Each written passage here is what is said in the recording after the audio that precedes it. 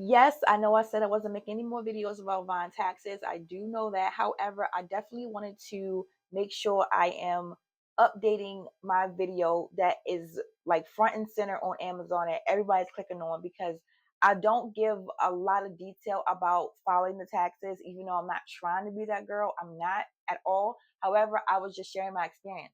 One thing I want to just say is that when you do receive that 1099 from Amazon, no matter how you choose to do it from the federal side, the IRS side, right?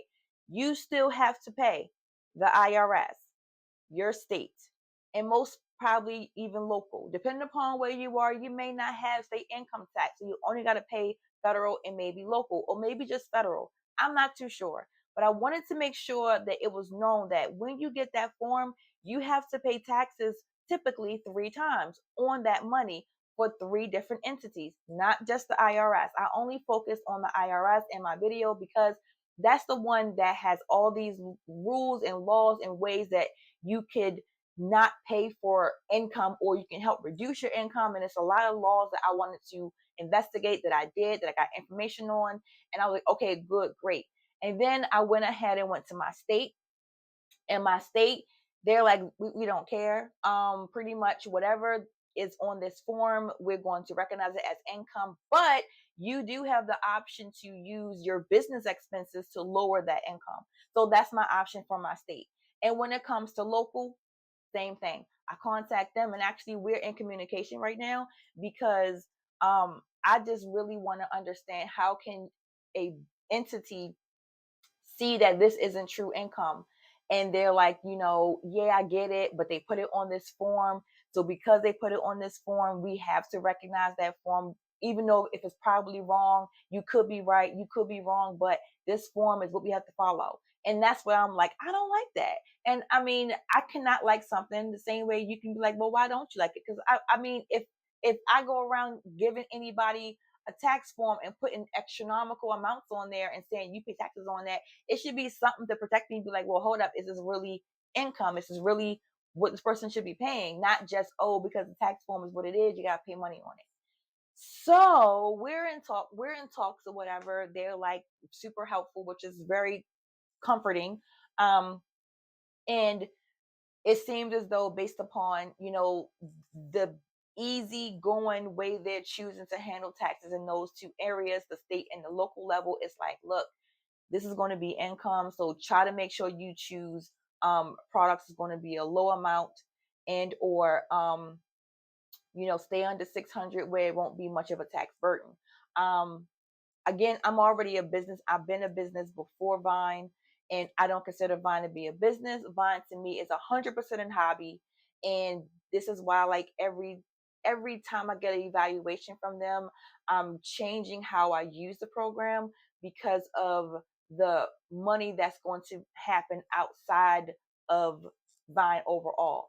Um, Also, I wanted to say that I will be doing a video because I mentioned before, there's other places that I go to that act like Vine. Like, literally, you can go somewhere and they be like, "Oh, here, this candle is always on my desk." So here goes a candle. Typically, on Vine, you will see it and it say ETV $20. Well, I can go to another location that has the same candle that's on Vine for $20, and they be like, "Well, hey, we're going to give you a discount code. We're going to give it to you for sale, and you can get about $10 off. So you're only paying $10."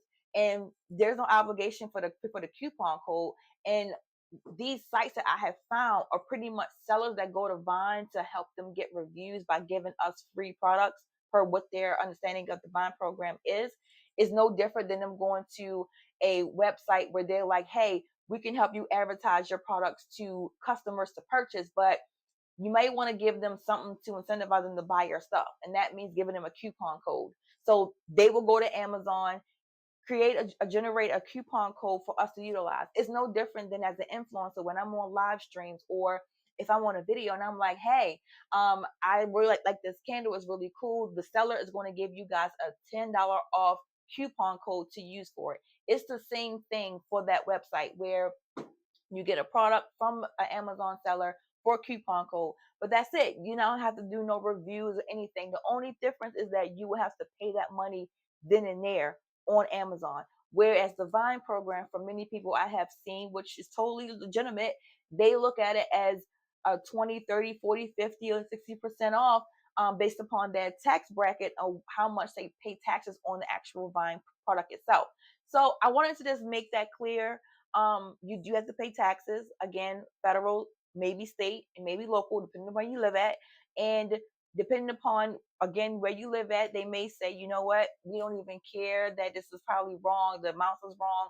We have nothing in our tax code that makes you able to erase that or deduct that or ignore that income on that form, even though it may be inaccurate, even though it may not be correct, right? You do have the option, possibly based on where you live at, to reduce that income by your typical business expenses. Now, if you don't have a business, and if you are just a person who's unemployed, or a person who is on Social Security or some government program, then that's where it gets a little sticky, because you don't have anything to help lower that income or deduct it. So that's why I'm trying to tell people, if you're on Vine, look into doing the Amazon influencer program, because if you're going to follow what they give as 1099 NDC, which is going to make you have to pay unemployment tax. I mean unemployment tax, self-employment tax. That's mean you're a business. So then you can go about doing deductions and stuff with the CPA or accountant, or whoever you have, or even TurboTax, to help you get that lowered. So there we go.